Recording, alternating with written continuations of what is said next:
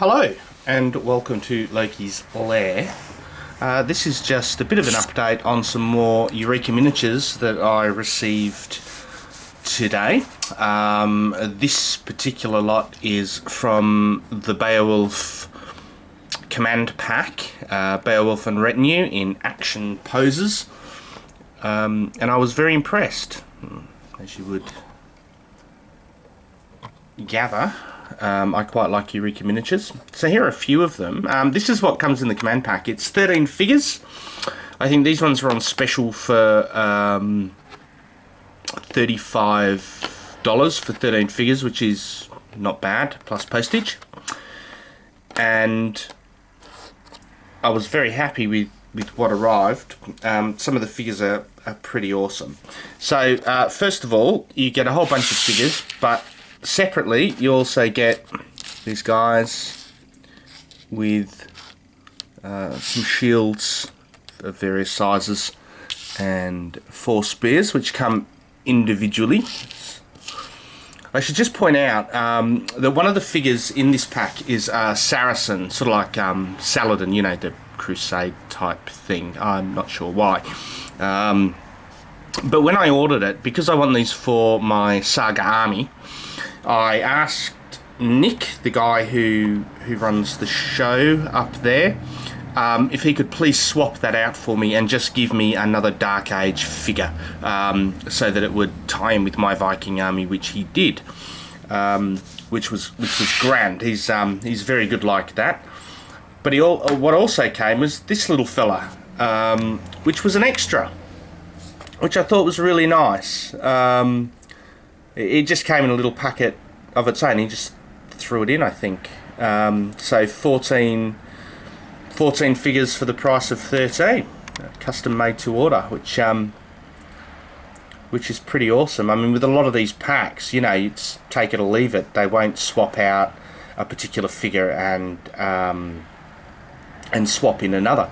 I actually wanted to get a Viking Horde pack from War Games Foundry over in the UK, and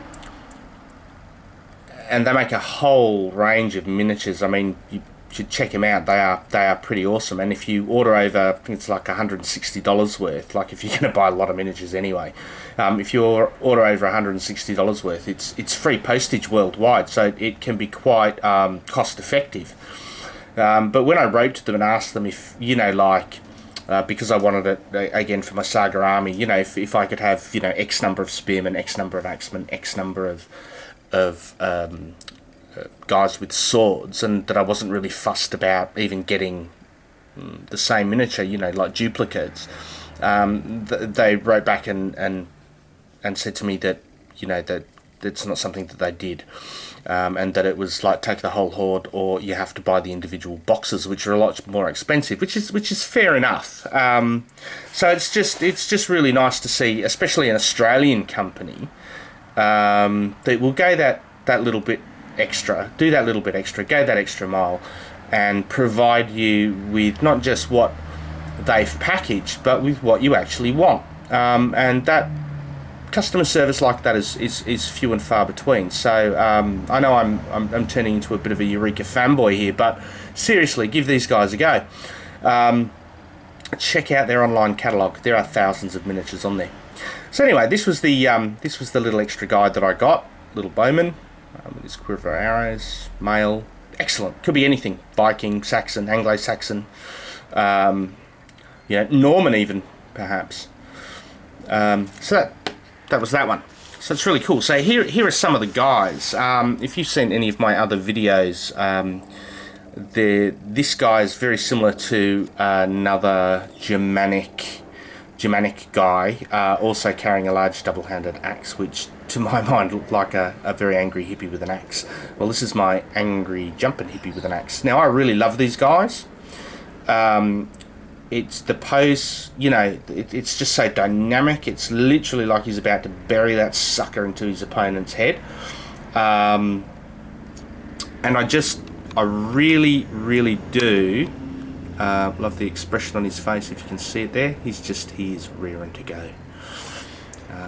So I'm definitely going to buy a few more of these for they're going to be my berserkers. I just think they're absolutely awesome. So this guy's the he could be either. He's obviously got the horn. This is a Celtic horn, the boar horn. So he could be anything really. Arthurian, Britain, Celt, but these horns are also used by a lot of the Germanic tribes, the Angles and Saxons, etc., etc. So he's going to fit right into my army, and like they're really great little figures.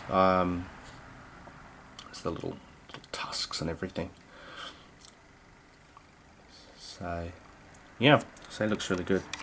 I was very impressed too that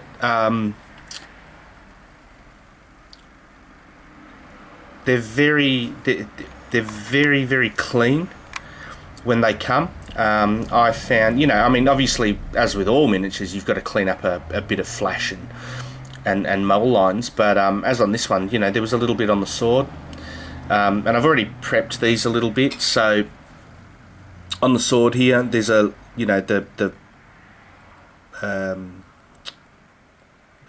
actual for the excess metal to escape, connects so you've actually got to clip those off in between the sword belt and whatever, but they're really easy to get rid of.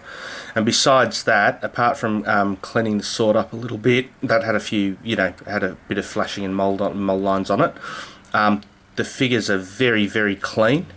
Little bit on the inside of the legs, that was about it really. Other than that, by and large, they're really really good. There's very little prep work that you have to do. This is a great Thane. A great Thane with a shield. He's actually got two little holes there because this sucker, that will actually go on something like that. He's got a great big shield there and a sword. Here's a great Thane. So he could be Anglo-Saxon, or Viking. But they're great. Again, you can see just where I've cleaned up a little bit of a few mole lines there, but otherwise it's they're just some lovely figures. I just really like them. They're very clean. They're very easy and fun to paint, and I quite like that. There's not an excess of detail, which I think is important because as a Dark Age type, in a Dark Age type setting, it's not that. There wasn't that much ornamentation. This guy's absolutely awesome. See if I can get in closer. Oops. Yep. And I just love this head to toe, covered head to toe in mail. And he's just brilliant. I just love it. I actually think this guy might be Saracen, or possibly, I don't know, a Germanic, whatever. But he could be anything. I think this is the replacement guy that I got instead of the other one. So this is not originally in the pack. But he is incredibly awesome nonetheless. I don't think I could have picked a better figure. So here we have probably another Berserker. He is pretty much butt naked except for his trousers. No armour, no weapons, no nothing. Gotta love that beer gut. Look at that. Hey? He's got the body of a god. Unfortunately though, it's Buddha. So, but yeah. So he's another one, and these were all, once again, very clean. Like I really really like this guy. He's awesome. Focus, thank you. So he's just awesome. And I really love the expressions on his face. I don't know what he's thinking about, but he's not too happy. So here's another one. He's obviously one of the spear carriers, as you can see. When you get them, though, when you get them, I suppose one thing I should mention is that with these hands here, they actually have, you know, they're actually solid. They have metal in them. So you actually have to remove the metal so that the spear. Let's see if I can do this so that the spear will fit in.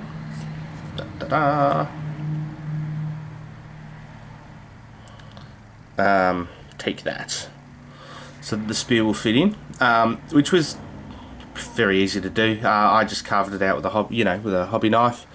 Obviously, you know, I've just done it really roughly for now, and I'll even that up a bit later so that those spears fit flush. But again, you know, great level of detail, but not too much. Just nice. Wearing a mole shirt there, cape. Simple, quite a simple, almost Romanesque type helmet.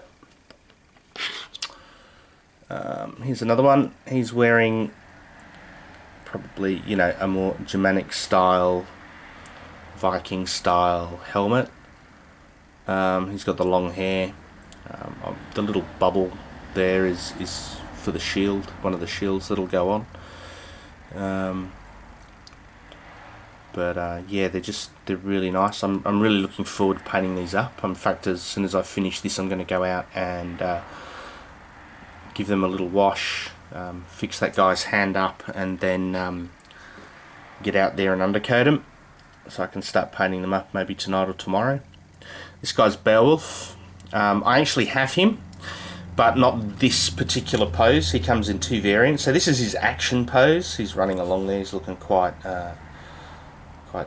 serious. You know, he's leading the charge of his retinue. The other one I've got is sort of like standing, looking quite impressive with his big bearskin cloak there. So this is great. He's going to paint him up, but I'm not going to use him as a commander figure, or I might do him as a commander figure. So I've got two, one just standing and one, you know, for the movement phase maybe. But yeah. And then this one here now is probably my personal favourite. I just really love the look of this guy. So he is literally he is literally going to take someone's head off. This is such an awesome action pose. I really love this. He's whipped that sword right around and he is going for it. Like he fully intends to cleave through someone. It's just, I've never seen a pose like this before. It's so dynamic. I really, really like it. That's probably going to be the first one I'm going to paint. This guy here. I'll call him Chopper. For the Australians out there, you'll probably get that reference. Another guy.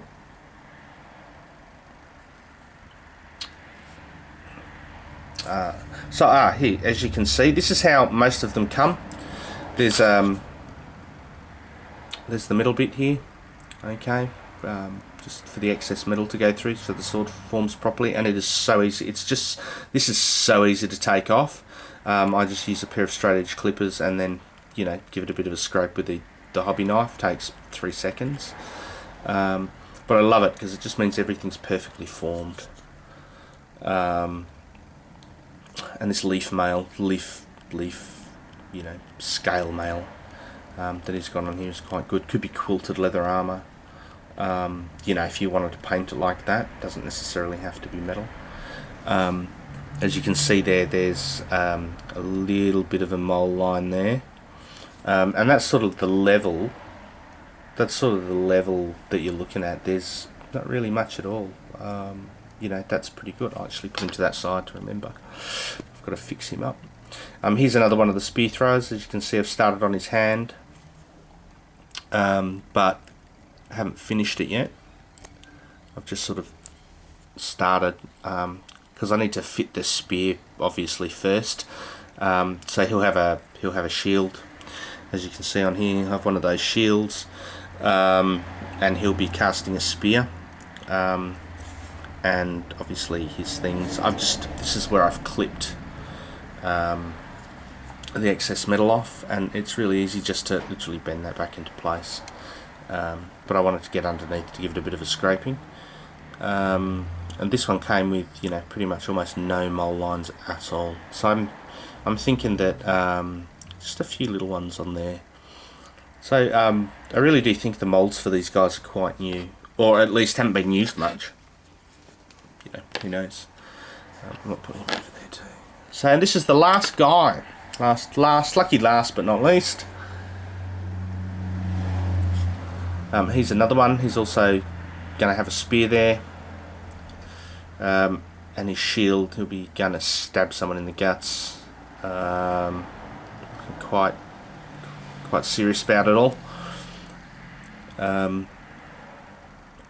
You know, and it's just really great. Another one just here. It's got to come off. Just another one. It's like they are not the most complex of miniatures, but at $3, you know, $3 odd, not much, $3.20 each or something.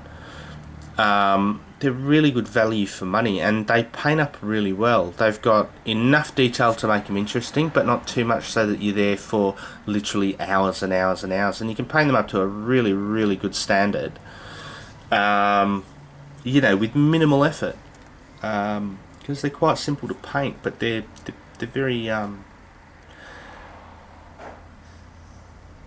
know, they tell a backstory. They're very expressive. And so here's a few of here's just a few of the ones that I'm actually in the process of doing at the moment. These guys I got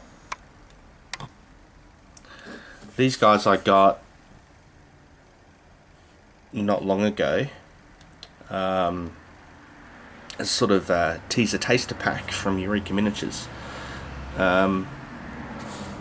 that I'm in the process of painting now. And these guys are just, they're really, you know, they really paint well. They are a pleasure to paint. Too much in the background. They are a pleasure to paint. I've really enjoyed painting all these guys. I really have. Focus, come on. That way. There we go. So they really are a pleasure to paint. That's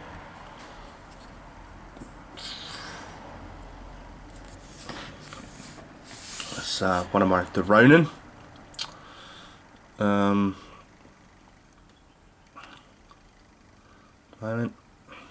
They're coming on nicely.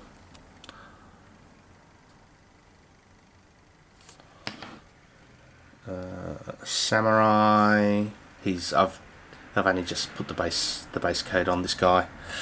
I'm still undecided as to. I want him to be dressed in yellow, but I'm still undecided as to the overall colour scheme. So he's sort of just languishing at the moment.